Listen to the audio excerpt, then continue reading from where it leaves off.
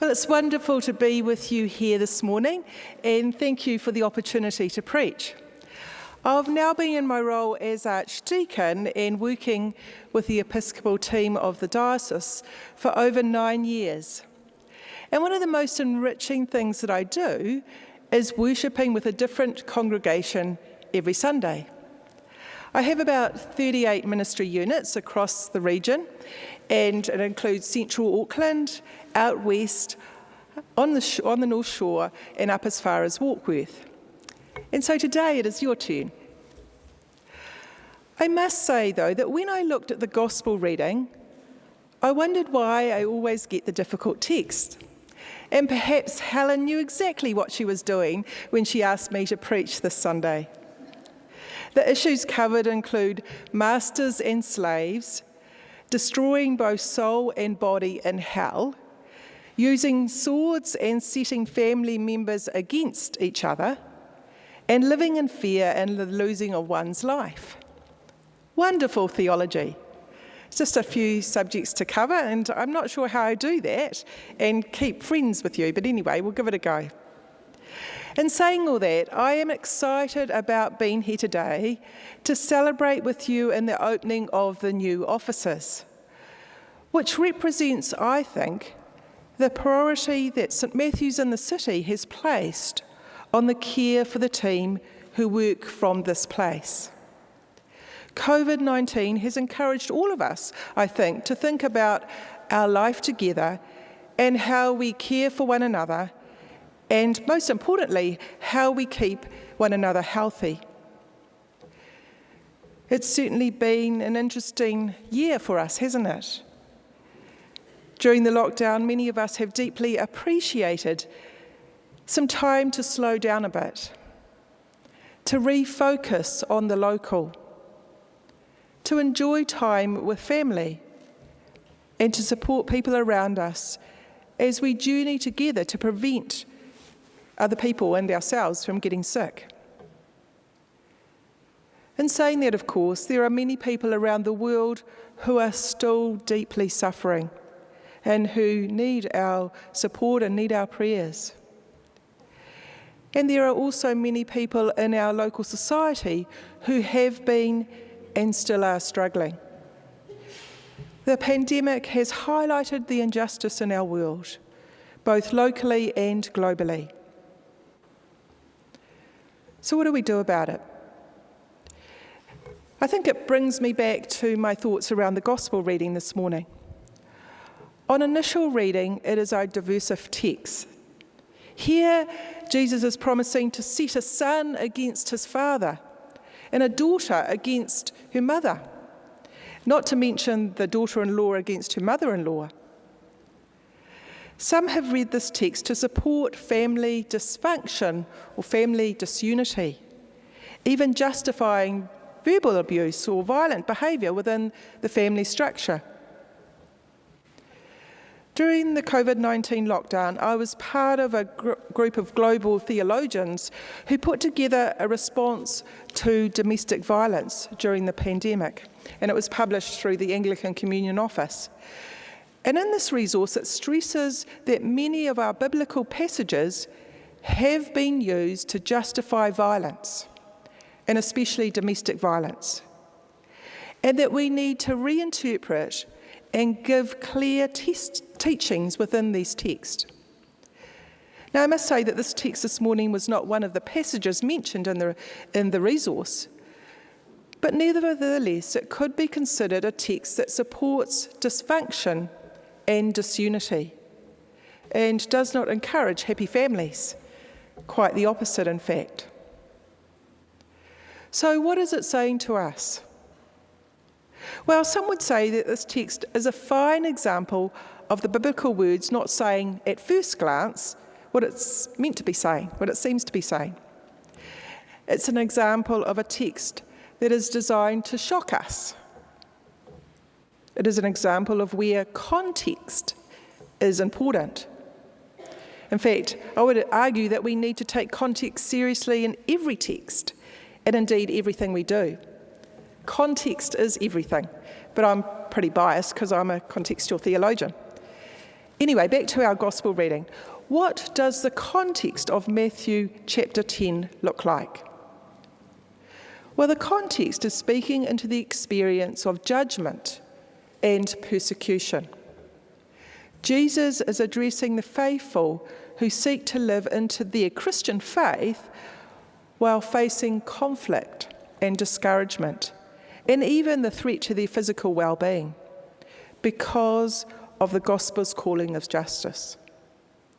Sent on a mission of preaching and healing, the disciples have quickly learned what it means to face opposition and struggle. The cosy days of breaking bread with Jesus seem far distant, when in response to the good news of the gospel, they are rewarded with persecution. And sometimes we can feel a little like this, clergy and laity alike. When we stand up for justice, when we make ourselves vulnerable and go on a protest march, like I did and many of you did last week in the Black Lives Matter march to stand up against racism and violence, or when we share some of our deepest concerns and insights with people around us, sometimes we are made to feel stupid, or even worse, we get abusive words and sometimes violent actions thrown back at us. I am sure all of us have experienced times in our lives where we have felt persecuted or judged for standing up against violence or standing up for promoting healthy societies for all people. And some of the judgment comes from those who are closest to us, our family and our friends. I am sure I share experiences with many of you of leaving a family dinner or occasion furious because a particular justice issue is raised and very different opinions to yours are expressed. Maybe an unconscious bias raises its head and we try to highlight it. And believe me, and you will know, parents and brothers and sisters, let alone aunts and uncles, do not take well to being critiqued on such issues. In our text today, the point or emphasis is about the overarching importance of continuing to stand up for the gospel of love and justice, even when we are judged. The individual, and even the family for that matter, must be of less concern than the fight for justice. Because, and this is the important point, individual lives, family structures, and the whole of society will thrive when the gospel is heard and embraced, when justice is heard and embraced. Jesus is not against the family. Rather, he acknowledges that there will be times when allegiance to the gospel causes a crisis of loyalty and forces a decision. The gospel shakes up values, rearranges priorities, and reorientates goals.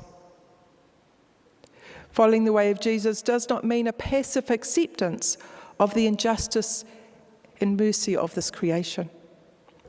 Instead, we must model a way that gives signs of the realm of God that is to come, a strength that can be known by those who respond positively to the call of God in their lives, that brings freedom and hope and love.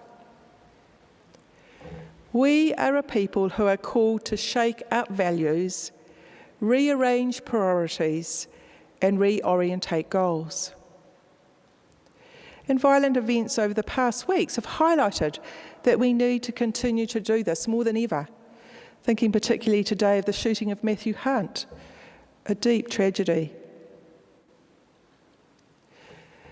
In one of the commentaries it reads, "The church that always manages to glide through life without ever rubbing anyone the wrong way may have reason to question whether it is truly Jesus whom it follows and honours."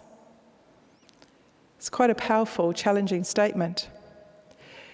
And I'm pretty sure it's good news for many of you here at St Matthew's in the city who have worked hard over many years in raising awareness of social justice across our city and our nation.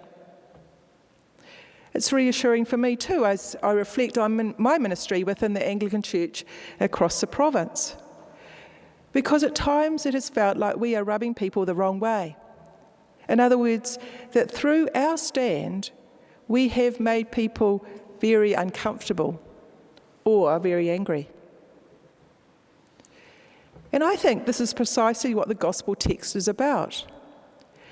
It is not about being quietly peaceful when it comes to justice. Rather, it is about loudly challenging the injustices of our world. It's actually about bringing about change. And we all know that changing any institution, let alone a mother or father's unconscious bias, is the most difficult thing in the world. The sword language in our text today is not about chopping people's arms or heads off, you'll be pleased to know, but rather it is a metaphor for cutting through the attitudes and actions that are unhealthy for our society. Words and actions that support racism, gender-based violence or any violence for that matter, homophobia, white-collar privilege, to name a few. The gospel is not about making people comfortable. You could say that it is about standing up against, not the people as such, but the opinions and attitudes and actions that speak of privilege and power over. It is about stirring people up to bring about positive change so that all can flourish.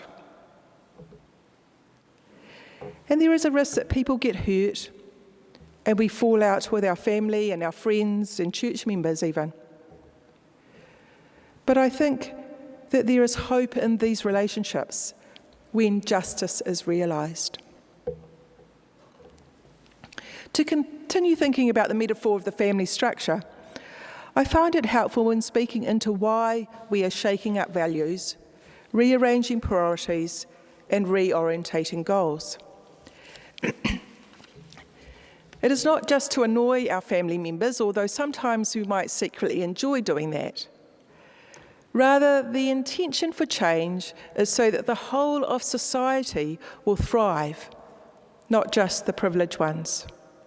And when the whole of society thrives, all relationships thrive, including our family relationships.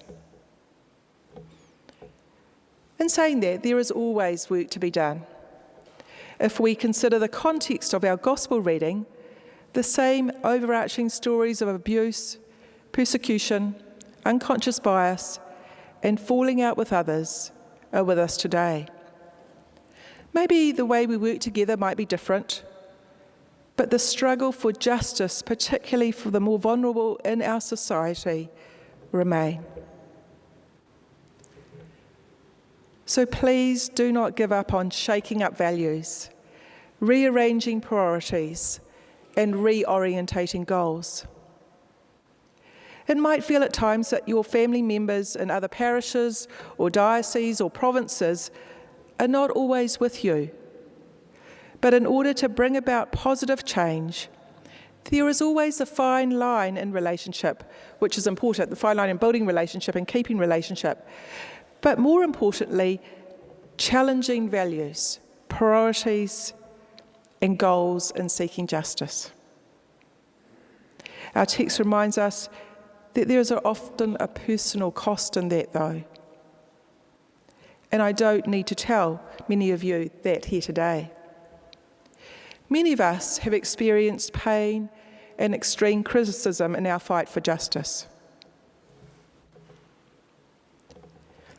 I cannot finish without mentioning verse 30 that we do like in our gospel reading this morning. Even the hairs of your head are all counted. This brings it back to highlighting the attention and care that each one of us receives from God. We are all valued, no matter how frail or afraid or passionate or inappropriate we are. We are deeply loved. When we fall out with others or say things we regret or don't get the timing or phrase quite right in trying to articulate our ideals, we are loved.